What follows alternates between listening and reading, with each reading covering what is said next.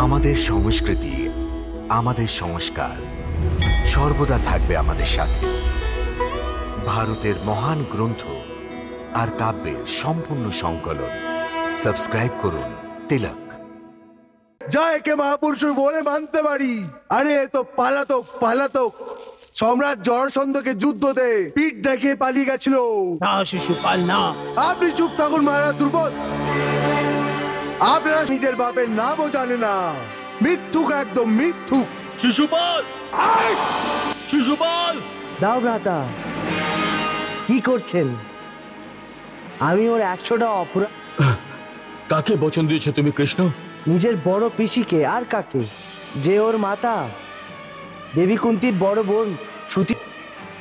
কিন্তু এ তো পরাকাষ্ঠা কৃষ্ণ। তুমি চিন্তা করো না দাও ভ্রাতা। জিজ্ঞেস করে তোর শরীরে কার রক্ত আছে? আরে যা, ধন্যবাদ, যা।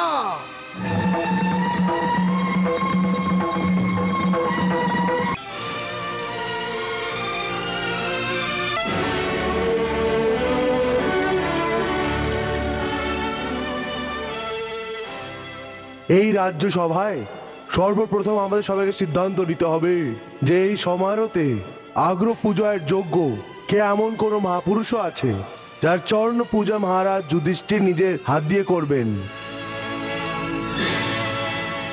কেন কি আগ্রহ পুজোর আশীর্বাদ পাওয়ার পরেই সম্রাট যুধিষ্ঠির রাজমুকুট ধারণ করার অধিকারী হবেন। বিধানের অনুসার আমাদের সবচেয়ে প্রথমে আগ্রহ পুজোর অধিকারী নির্বাচন করতে হবে। তাহলে আপনারা নিজের ভাবনায় অনুযায়ী ওই মহাপুরুষের নাম বলে দিন যাকে আপনারা আগ্রহ পূজার জন্য যোগ্য বুঝবেন।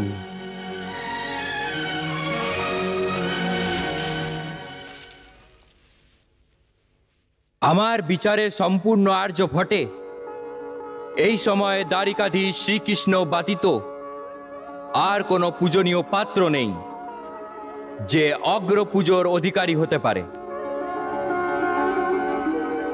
শ্রেষ্ঠ বিষয়ের এই মতে আমিও সমর্থন করছি। যদুনন্দন শ্রীকৃষ্ণ থেকে বড় এই সময় আর কোনো কেউ নেই পৃথিবীতে। এটাই সত্যি, শ্রীকৃষ্ণই এই সম্মানের যোগ্য। আমার মতে দ্বারকাধীশ শ্রীকৃষ্ণই সবার প্রিয় রাজপুরুষ। ওনাকেই অর্ঘ্য পূজার অধিকারী করা হোক। তাহলে এই রাজ্যসভায় সবার সম্মতি নিয়ে আগ্রহ পুজোর জন্য যশ এবং সম্মান দ্বারকাধীশ শ্রীকৃষ্ণর জন্য নিশ্চিত করা হচ্ছে।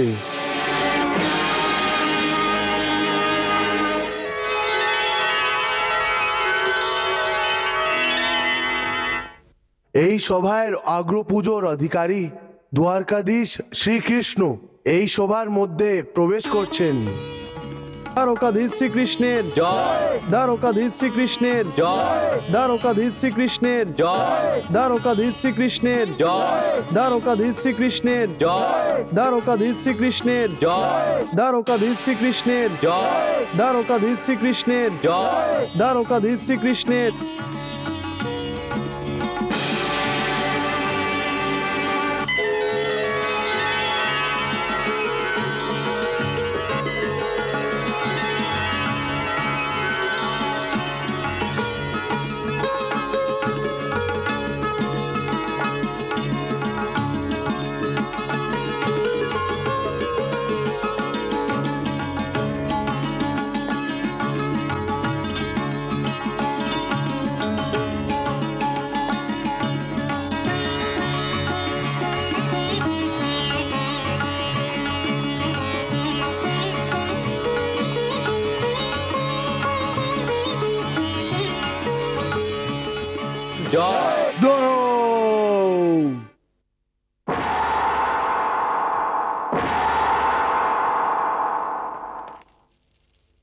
আমি ছেদিরাজ শিশুপাল আপনাদের এই নির্ণয়ের বিরোধ করছি।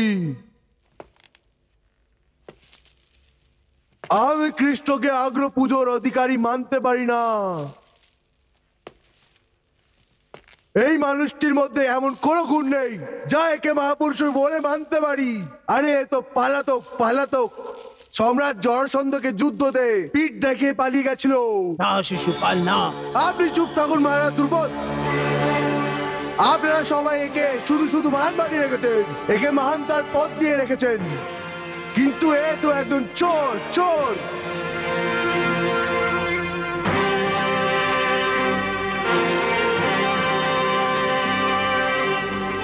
স্ত্রী লোভী আছে, কামুক আছে, অধর্মী আছে, অধর্মী। আর এর বাবার কোনো ঠিকানা নেই। কখনো বলে যে আমি গোয়ালার পুত্র, কখনো বলে যে আমি বাসুদেবের পুত্র। আরে এ তো ঠিকভাবে নিজের বাপের নামও জানে না। মিথ্যুক, একদম মিথ্যুক। শিশুপাল! শিশুপাল! দাও ভ্রাতা, কি করছেন? আমি ওর 100টা অপরাধ ক্ষমা করার জন্য বচনবদ্ধ। কাকে বচন দিয়েছো তুমি কৃষ্ণ? নিজের বড় পিসিকে, আর কাকে? যে ওর মাতা দেবী কুন্তির বড় বোন শ্রুতি সবার পুত্র। কিন্তু এ তো পরাকাষ্ঠা কৃষ্ণ। তুমি চিন্তা করো না দাও ভ্রাতা, আমি ওর অপরাধ স্বয়ং গুনছি। দেখো তো এই নির্লজ্জকে কিভাবে নিজের প্রশংসা শুনছে। পুরো মসৃণ কলস আছে, মসৃণ কলস। দুষ্ট।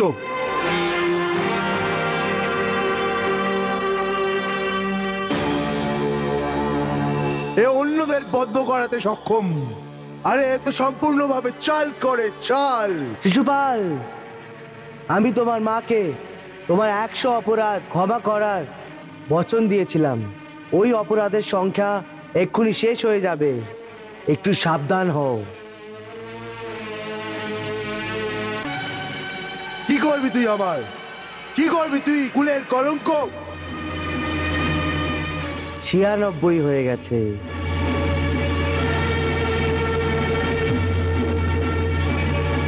অহংকারী চালাক।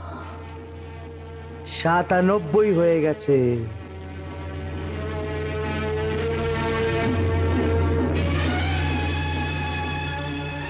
দূর চান্ডাল। 98।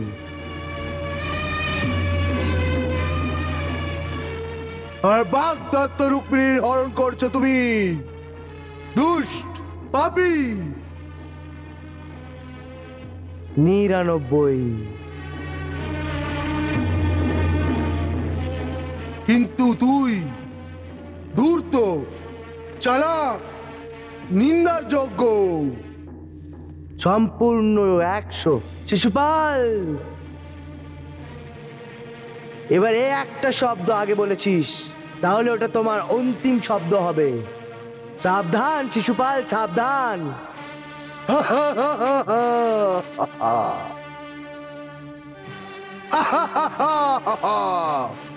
দেখো তো, শিয়াল সিংহকে ধমকি দিচ্ছে। আরে যা যা, গিয়ে তোর মায়েকে জিজ্ঞেস করে আয় তোর বাবার নাম কি। যা গিয়ে জিজ্ঞেস করে আয় তোর শরীরে কার রক্ত আছে। আরে যা, ধন্যবাদ, যা। বেশ শিশুপাল, বেশ, অনেক হয়েছে। এবারে আমরা সবাই মিলে তোকে আর জীবিত ছাড়বো না। এই সময় শিশুপাল একলা নয়, আমি ওর সাথে আছি।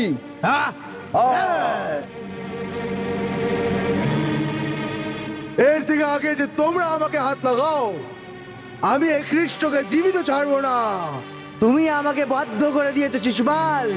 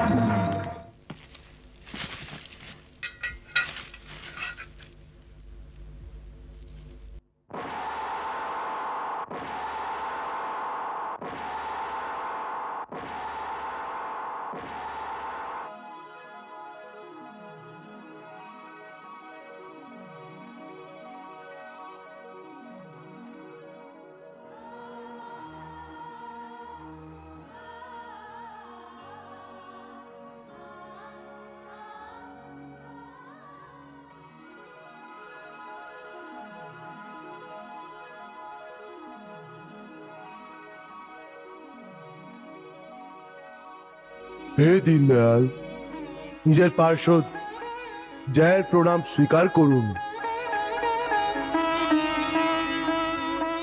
তোমার কল্যাণ হোক। 3 জন্মের পরে আজ তুমি অভিশাপ থেকে মুক্ত হয়ে গেলে। এখন হে জয়, তুমি আমার ব্যাকুণ্ঠ লোকে যাও। দেখো, মাতা লক্ষ্মী তোমাকে নিয়ে যাওয়ার জন্যে দিব্য বিমান পাঠিয়েছেন। যাও, তোমার কল্যাণ হোক।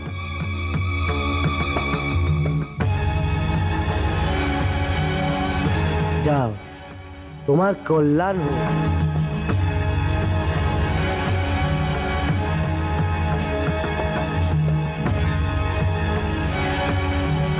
প্রবেশ করার জন্য আপনাকে স্বাগত জানাই। মুনিরাজ, সেবকের প্রণাম স্বীকার করুন। কল্যাণ হোক। এই 3 জন্মের পর আজ তুমি ব্রহ্মকুমারদের অভিশাপ থেকে মুক্তি পেয়ে গেছো, এর জন্য তোমাকে অভিনন্দন জানাই। মুনিরাজ, কৃপা করে এটা তো বলুন যে কোন অভিশাপ থেকে আমি মুক্তি পেয়েছি। কোন ব্রহ্মকুমারেরা আমাকে অভিশাপ দিয়েছিল আর কেন দিয়েছিল?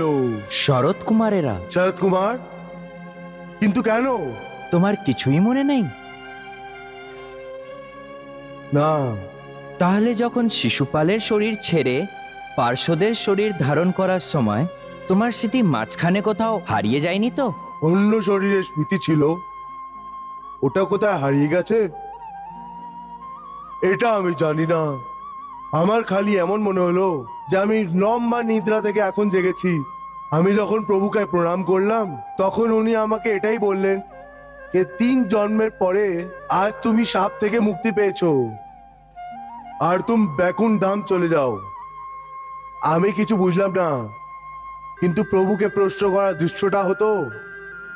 এই ভেবে চুপচাপ তার আদেশকে স্বীকার করে বিমানে বসে এখানে চলে আসলাম। এখন আপনি আমাকে এটাই বলছেন তো আপনাকে প্রশ্ন করার সাহস করছি। মুনিরাজ, আমাকে বলুন এই এই রহস্যটা কি? রহস্য কিছুই না, বেশ সব কিছু প্রভুর লীলা। প্রভুর লীলা? কেমন লীলা? দেখো, প্রভুর যদি নিজের কোনো নিকটের সম্পর্ক হয় তাহলে ওকে শিক্ষা দেওয়ার জন্য উনি এরকমই লীলা করে। আর যদি ওর মধ্যে কখনো অহংকারের একটি ছোট্ট বীজও দেখতে পায় তাহলে ওর চিকিৎসামগ্ন হয়ে যান। এখন দেখো, তোমার মনে একটু অহংকার হয়েছিল আর উনি শরৎ কুমারদের দিয়ে অভিশাপ পাইয়ে দিল। নারায়ণ নারায়ণ। মুনিরাজ, কৃপা করে ধাঁধা বলবেন না। নিজের এই সেবকের শঙ্কার নিবারণ করুন। কৃপা বলুন এইগুলো কি করে হলো?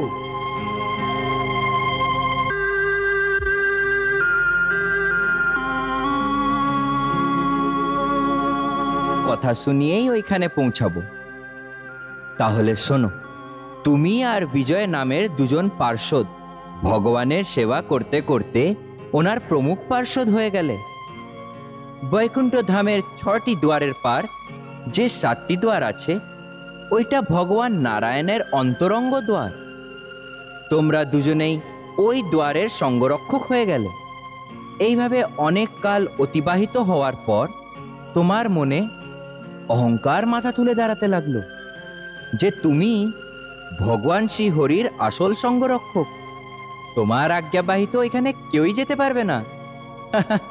কিন্তু আমাদের ভগবান যে অন্তর্যামী, শেষ নাগের শয্যায় শুয়ে শুয়ে উনি তোমার মনের কথা জেনে গেলেন।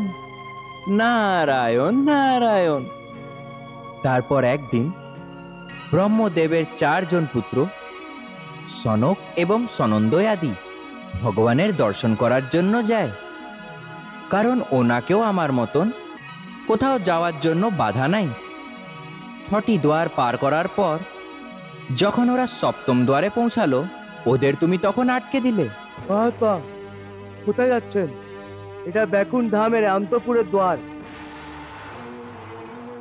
এই দ্বারে জয় বিজয়ের পাহারা আছে মুনিশ্রেষ্ঠ। আমাদের অনুমতির বাইরে এর ভেতরে কেউ প্রবেশ করতে পারে না। ত্রিলোকী ধামে যাওয়ার জন্য আমাদেরও কি অনুমতি নিতে হবে? এর আগে তো কখনো এরকম হয়নি। আমরা ব্রহ্মার পুত্র, সব লোকে বিনা কোনো ব্যবধানে আমরা আসা যাওয়া করি। কিন্তু যাই হোক না কেন, আমরা ভগবানের একান্ততে বিঘ্ন আর সৃষ্টি করতে পারবো না। আমরা পার্শ্বদ তার। আমাদের কি তোমরা বৈকুণ্ঠে বিঘ্ন বলে মনে করো? ক্ষমা করবেন মুনিবর, আমাদের উপর অকারণ ক্রোধ করা আপনার শোভা পায় না। আমরা কখনো অকারণে ক্রোধিত হই না, কিন্তু তোমরা অবশ্যই ভগবানের পার্ষদ হওয়ার জন্য অহংকারী হয়ে গেছো, আর আমাদের মতো ব্রহ্মকুমারদের রাস্তায় বাধা দিয়ে ভুল করছো। তোমরা যাই বলো ব্রাহ্মণ কুমার, তোমরা আমাদেরকে সন্তুষ্ট করে বিনা ভেতরে যাওয়ার অনুমতি পাবে না। অনুমতি তোমরা দেবে আমাদের? তোমরা অনুশাসনের বাঁধনে বাধা দিতে পারো না পার্ষদগণ। তোমরা তোমাদের সীমার উল্লঙ্ঘন করছো। তোমাদের কি সচ্চিদানন্দ স্বয়ং আমাদের বাধা দিতে বলেছেন? উনি কি আটকাবেন? উনি তো স্বয়ং সংকল্প আর বিকল্প রাখেন না। এটা তো আমাদের কর্তব্য, কারণ এই মুহূর্তে আমাদের প্রভু একান্ত সেবা করছেন। তাই আমরা কারোকে ভেতরে যাওয়ার অনুমতি দিতে পারি না মুনিশ্রেষ্ঠ। আর মহামায়া লক্ষ্মী ওদের সাথে আছে। আমরা এটা আমাদের কর্তব্য মনে করেই বাধা দিচ্ছি মুনিবর। কিন্তু কর্তব্য তো স্বয়ং নির্ধারিত হয় না। সেবকের কর্তব্য তো স্বামীই নিশ্চিন্ত করে পার্ষদগণ। আমরা আপনাদের যেতে না দিয়ে কোনো অপরাধ তো করিনি, তাহলে কেন রুষ্ট হচ্ছেন আপনারা? নারায়ণ নারায়ণ, প্রভুর মায়া দেখো। ওই দিব্য বালকদের মনে কাম, ক্রোধ, লোভ, মোহ এবং কোনো অহংকারের বিকারই ছিল না। তা সত্ত্বেও প্রভুর মায়া দেখো, ওই বালকদের নির্বিকার মনে মুহূর্তের জন্য প্রভু ক্রোধের বিকার প্রবেশ করিয়ে দিলেন, আর সেই জন্য তৎক্ষণাৎ অভিশাপ দিয়ে দেয়। মহাপ্রভুর বৈকুণ্ঠ ধামে তোমার অহংকার মিশ্রিত এই বার্তালাপ স্বয়ং সবচেয়ে বড় অপরাধ।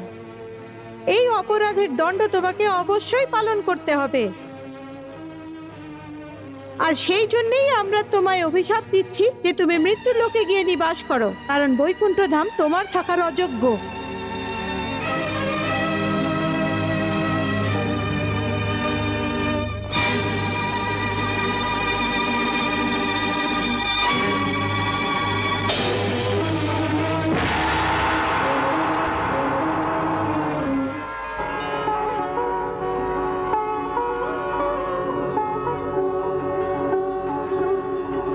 প্রণাম সনাতন ঋষিবরো।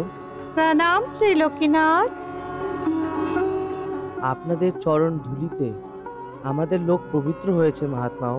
হে ত্রিলোকীনাথ, আমরা আপনার দর্শনের জন্যই এসেছিলাম, কিন্তু আপনার এই পার্ষদ আমাদের আপনার দর্শন করতে না দিয়ে আমাদের অসম্মান করেছিলেন।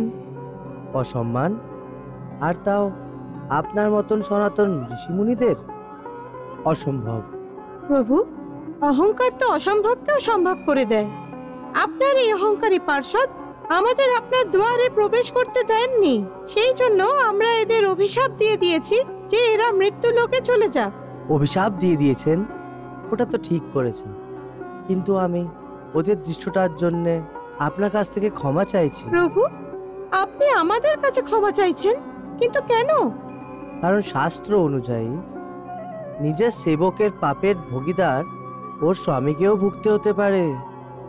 সেই জন্যে নিজের সেবকের অপরাধের জন্যে আমি আপনাদের কাছে ক্ষমা চাইছি। প্রভু, আপনি আমাদের আর লজ্জিত করবেন না। আসলে আমাদের ভিতরে ক্রোধের বিকার এসে গিয়েছিল, এর জন্য আমরা প্রথম থেকেই লজ্জিত আছি। আপনি আমাদের এই দোষের জন্য আমাদের ক্ষমা করুন। আমরা ব্রাহ্মণ, আমাদেরও ক্রোধ করা উচিত নয় মহাপ্রভু। এই জন্য আপনি আমাদেরও দণ্ড দিতে পারেন দীননাথ। মহাত্মা, আমার এখানে কাউকে দণ্ড দেওয়ার বিধান নেই। এরা যে তিনজন আমার পার্ষদ আছে, এদের অভিশাপের অবধি যদি নিশ্চিত করে দেন তাহলে ওদের ওপর অনেক কৃপা হবে। আপনি ধন্য দয়ানিধান। আপনার বিনম্রতা তো আমাদের হৃদয় জিতে নিয়েছে। আপনার দর্শনে আমাদের 3 মুহূর্ত বিলম্ব করতে হয়েছে, সেই জন্য এই পার্ষদদের 3 জন্ম পর্যন্ত মৃত্যু লোকে থাকতে হবে। এরপরে এরা মুক্ত হয়ে আবার বৈকুণ্ঠ ধামে ফিরে আসবেন। আর যে তৃতীয় পার্ষদ সুনন্দ আছে, যে দ্বারের নিকটে দাঁড়িয়ে আছে, তার জন্য কি আজ্ঞা দেবেন? প্রভু, ইনি মৌন হয়ে জয় এবং বিজয়ের কথাবার্তা শুনেছিলেন, কিন্তু কোনো প্রতিবাদ করেননি। এটাই এনার অপরাধ। সেই জন্য এনাকেও মৃত্যু লোকেই যেতে হবে। কিন্তু প্রত্যেক জন্মে আপনার সেবক হয়ে আপনারই গুণগান করতে থাকবেন। ব্রাহ্মণদের বচন আমার এই বচন, যা সর্বদা সত্য, আর যা সত্য ওটাই শিব, আর যে শিব ওটাই সুন্দরতম। এখন তোমরা আমাদের ধর্ম ছেড়ে পৃথিবী লোক চলে যাও। কৃপা নিদান, আমাদের একটা প্রার্থনা আছে। ওটা কি? আমাদের ইচ্ছা আছে কি তিনও জন্মেতে আমাদের মুক্তি আপনারই হাতে হোক। তোমাদের কল্যাণের জন্য আমি স্বয়ং মৃত্যুলোকে আসব। তুমি আমার প্রিয় পার্শ্বদ, সেই জন্য তোমার মুক্তিও আমার হাতেই হবে। জয় এবং বিজয়, তোমরা দুজন পৃথিবী লোকে গিয়ে মহাত্মা কশ্যপ এবং ওনার স্ত্রী দিতির গর্ভে প্রবেশ করবে, আর সুনন্দ কিছু সময়ের পরে তোমার কাছে আসবে। যেটা আপনার আজ্ঞা প্রভু।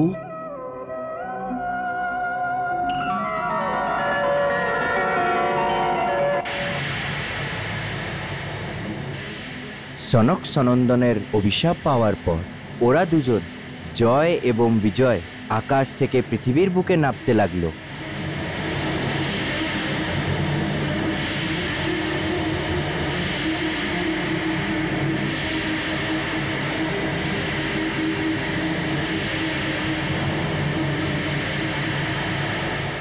বৈকুণ্ঠ থেকে নিচে আসার পর তোমাদের দুজনার জন্ম হিরেনাজ আর হিরণ্যকশিপুর রূপে হয়। দুজন ভাই ভীষণ পরাক্রমী পুরুষ ছিলেন, কিন্তু ক্ষমতার অহংকারে ওরা এটা ভেবেছিল যে পৃথিবীর ওপরে মানুষেরা যজ্ঞের মাধ্যমে ভগবানের যেভাবে পুজো করেন ওই সব কিছু বন্ধ করে দেওয়া উচিত। হিরেনাজ শ্রী নারায়ণের পুজো বন্ধ করার জন্য আকাশ থেকে পৃথিবীকে চুরি করে সমুদ্রের নিচে লুকিয়ে রাখে।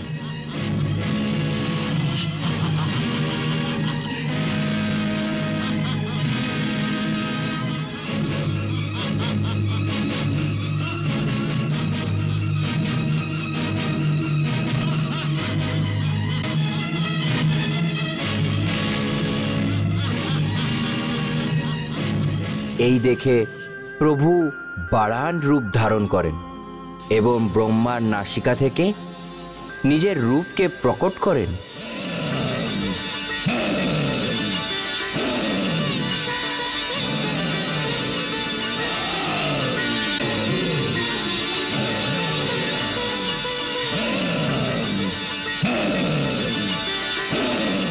সমুদ্রের ভেতরে ওর সাথে যুদ্ধ করার পর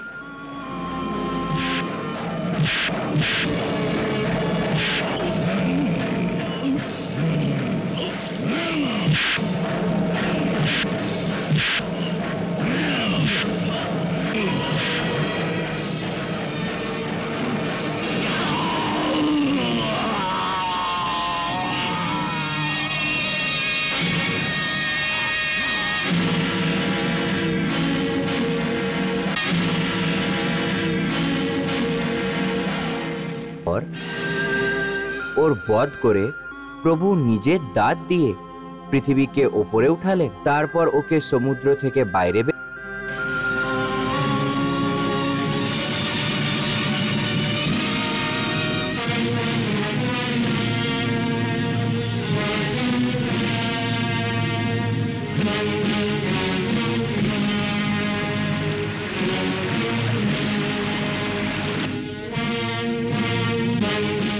করলেন। ভাইয়ের বধ হওয়ার জন্য হিরণ্যকশিপু ভীষণভাবে ক্রোধের আগুনে জ্বলতে থাকে। ও নিজের গুরুদেবের বলার পর অনেক তপস্যা করে ব্রহ্মার থেকে বর চাইল।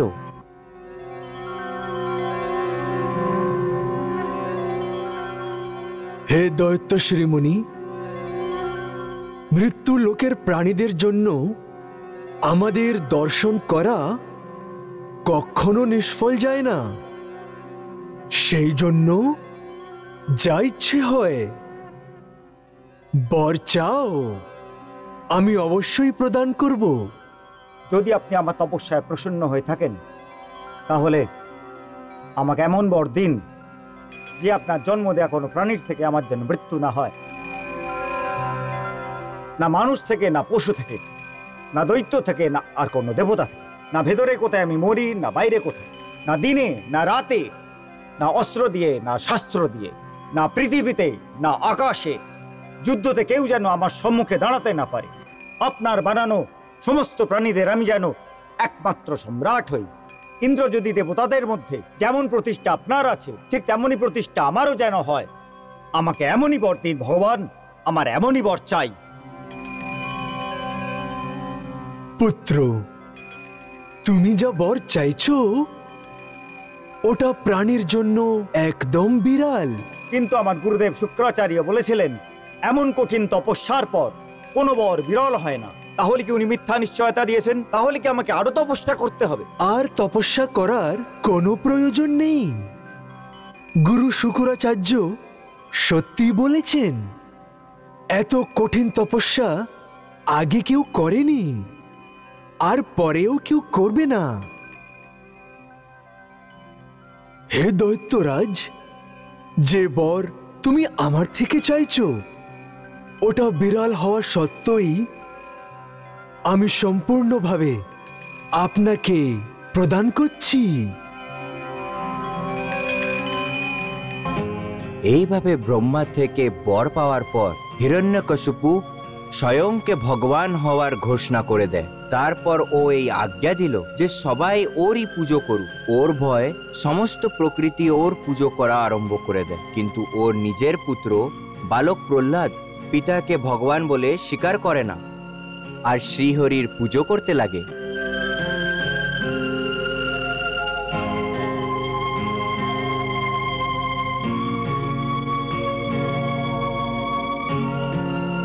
হিরণ্যকশিপু ক্রোধে এসে অনেকভাবে প্রহ্লাদের হত্যা করাবার চেষ্টা করে। দৈত্য,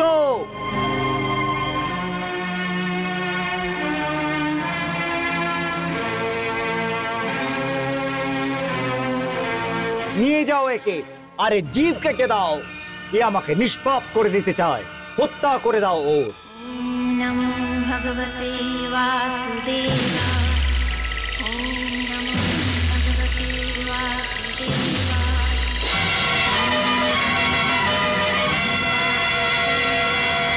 फिर आओगे? ओम नमो भगवते वासुदेवा।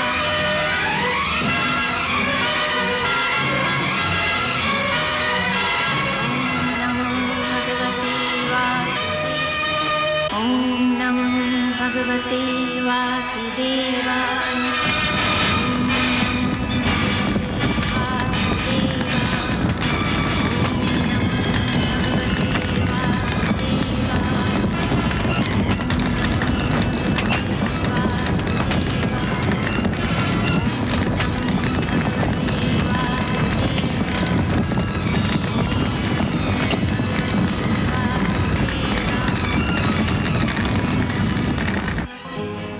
কিন্তু প্রভুর দয়ায় প্রহ্লাদ প্রত্যেকবার জীবিত হয়ে যেত। শেষ পর্যন্ত যখন হিরণ্যকশিপু নিজের হাতে প্রহ্লাদকে আঘাত করে, তখন ভগবান শ্রীহরি নরসিংহের রূপ ধরে একটি স্তম্ভ থেকে প্রকট হন। যদি এই স্তম্ভতেও তোর ভগবান থাকে তাহলে আজকে না এই স্তম্ভ থাকবে আর না তোর ভগবান। যদি তোর ভগবানের শক্তি থাকে তাহলে বল ওকে, ও নিজেকে বাঁচিয়ে নিক। বাঁচাও নিজেকে।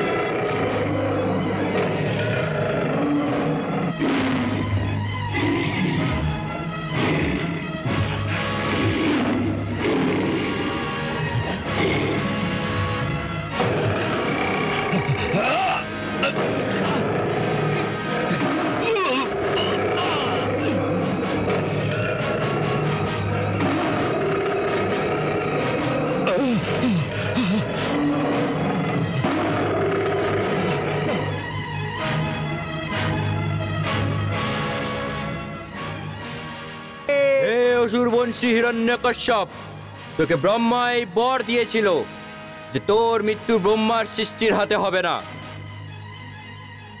ভগবান নরসিংহ ব্রহ্মার সৃষ্টিতে পড়ে না। ও নরও নয় আর পশুও নয়, না অসুর আর না দৈত্য। এখন দিনও নয় রাত্রিরও নয়, সন্ধেবেলা।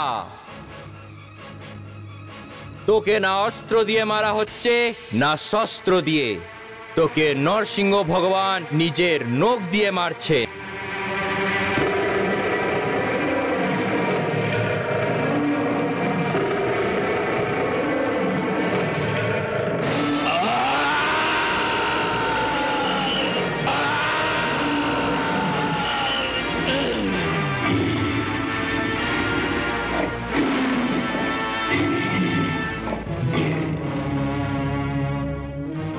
এইভাবে তোমার প্রথম জন্ম ইতি হলো।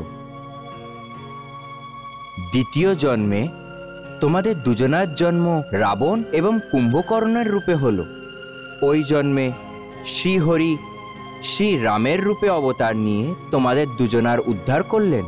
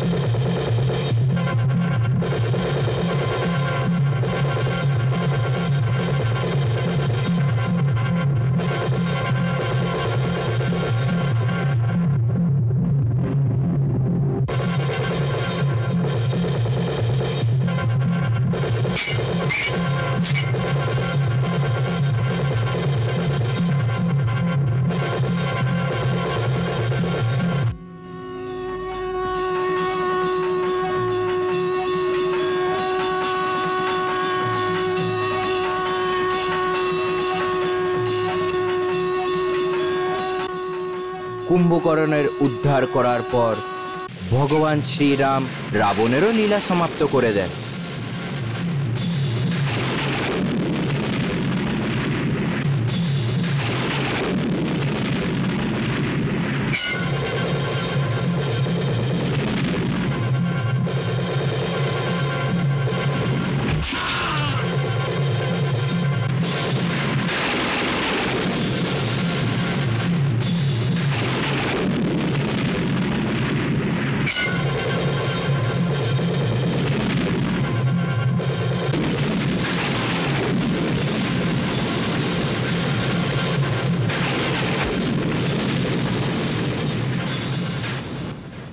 এইভাবে তোমরা দ্বিতীয় জন্মও শেষ হয়ে গেল।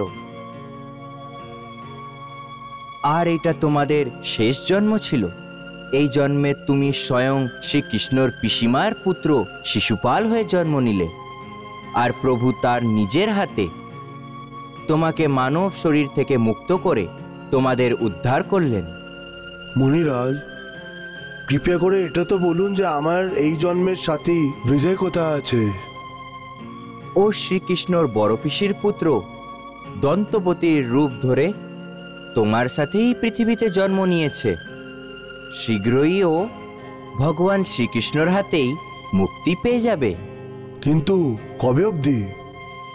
পাণ্ডবদের রাজসূয় যজ্ঞ সমাপন হওয়ার পর যখন ভগবান দ্বারিকা ফিরে আসবেন, তখন ও দ্বারিকার উপরে আক্রমণ করবে। ঠিক